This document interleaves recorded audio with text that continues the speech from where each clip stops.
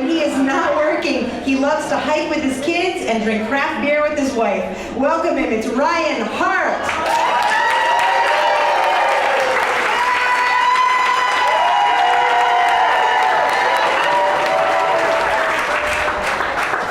So I never imagined that I would become known as the drag queen guy.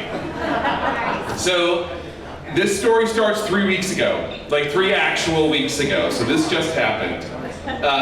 So I was sitting in my office at home and I was drinking coffee and I was on Facebook and I was kind of dreaming and imagining that this summer would be this like relaxing kind of summer, and I had planned a series throughout the entire summer for worship that would be really easy, and I could kind of last minute do parts of it and take some time off. And as I'm sitting sipping my coffee, I see on Facebook that the local library has planned a drag queen story hour. And if you're not familiar with it, a drag queen story hour is the idea that drag queens read age-appropriate stories to children about how wonderful it is to be different and loved no matter what. And as I was sort of moving on to my second sip of coffee, an alert came up that said, "Warning, drag queen story time under attack by a Southern Poverty Law Center known hate group that was now calling the library and the city hall to scream at employees to get rid of the drag queen story hour." And so I went downstairs and I started to put on my shoes because the library's 2 blocks from my house. And as I was putting on my shoes, I got a notification on Facebook that Drag Queen Storytime had been canceled by the mayor. And I'm paraphrasing, but he said, "Keep that shit out of my town."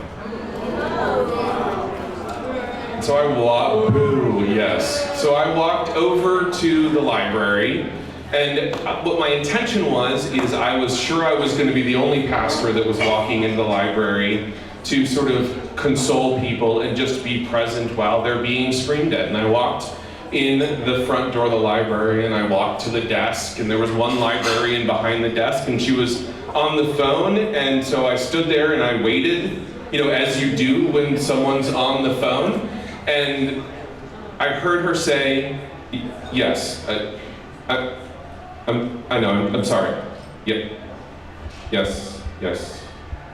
And she pulled the phone away from her ear, and as she did that, I heard the man on the line screaming at her. And she slowly and awkwardly sort of hung up the phone. And she looked me in the eye and she said, "I don't know what to say."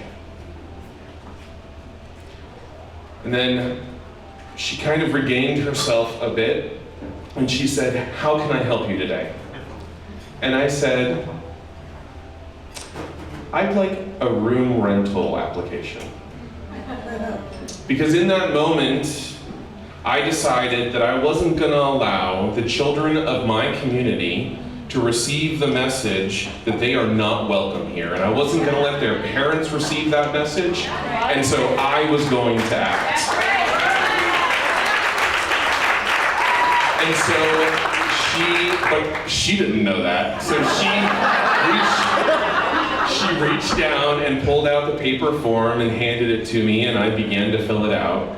And she started typing on her computer, and she said, "When would you like to do this event?" And I told her, and she was like, "Well, we do have an opening that day." And then she said to me, "And what will the name of the event be?" And I said, "Oh, well, my church is going to host a drag queen story time."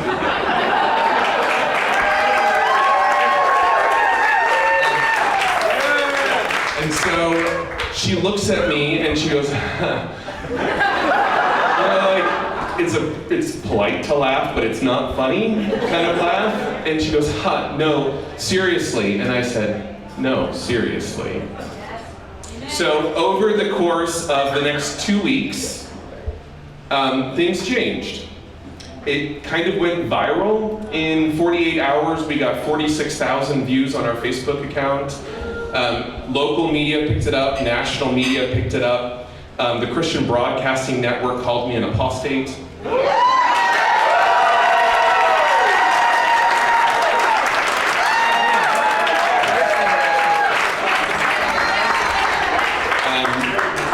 It got scary fast. It got scary fast, you guys. I got really, really, really scared because the death threats started. And they were descriptive and they were terrifying.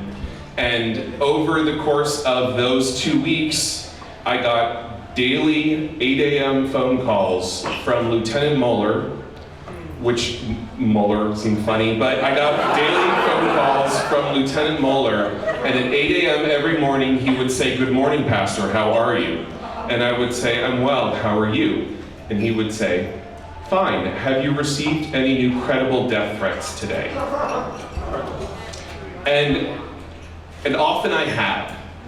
And later, over the course of the 2 weeks, at some point, I asked that question that I knew that I didn't want to ask, but I asked it, and I said, when he said to me, "Have you received any new credible death threats?"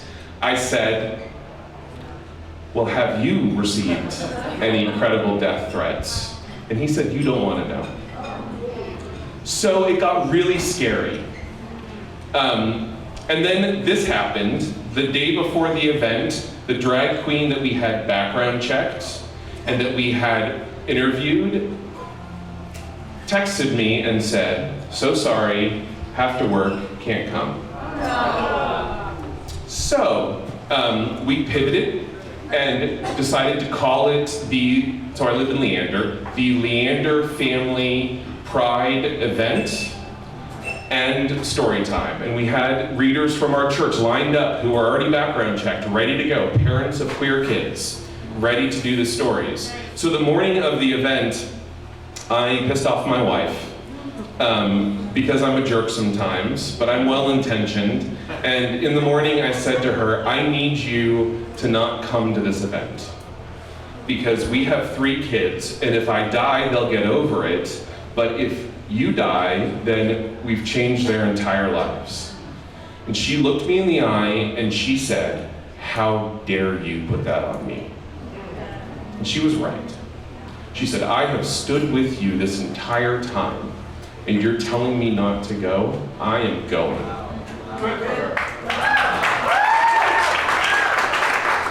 So then I called my mom and I said, "Hey Mom, if I die, will you move into my home and raise my children?" And I mustered like every piece of like fake calm that I could find to have this like calm conversation with my mom.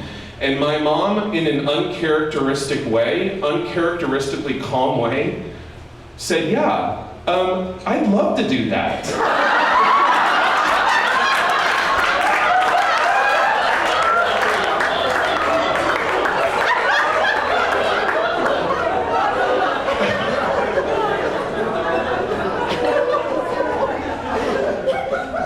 Right before we left to go to Leander Family Pride Festival and Story Time, I got a call from Lieutenant Mueller who said, "Pastor, do not park your car in the parking lot.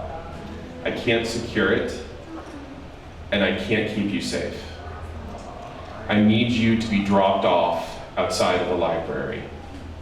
I said, "Okay, I can make that happen." And he said, "I want to tell you, I am afraid for you." And I said, "Okay." So my next door neighbor and my best friend is a red pickup truck driving Trump supporter. And so he and my wife and his gun got in his car. And it was sort of perfect because nobody expects the progressive pastor to drive up in a red beat up pickup truck. And the police stopped traffic, and I and my wife got out of the car, and the police in a huddle ran us through 200 Nazis and Christians and loaded AR-15 carrying protesters who were screaming Bible verses at us. And then we ran through 200 queer drag queen, pride flag singing counter-protesters.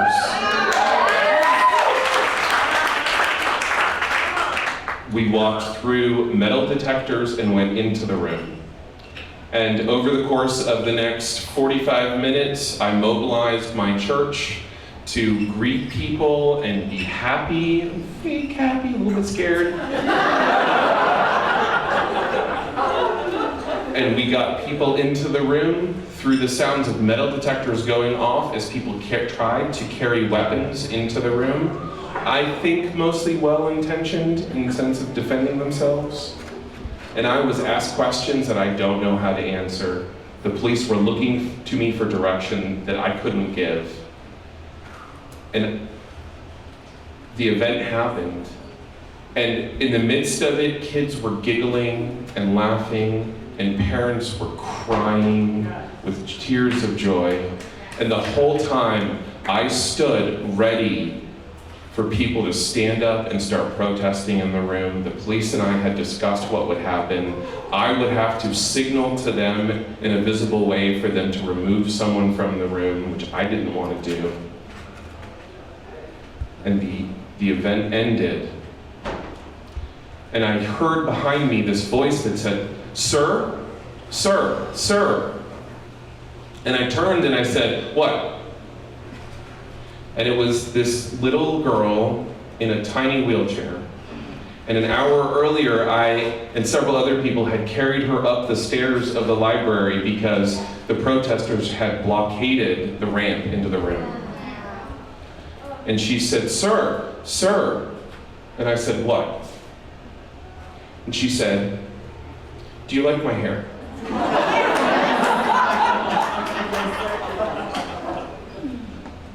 And I said, "Sure."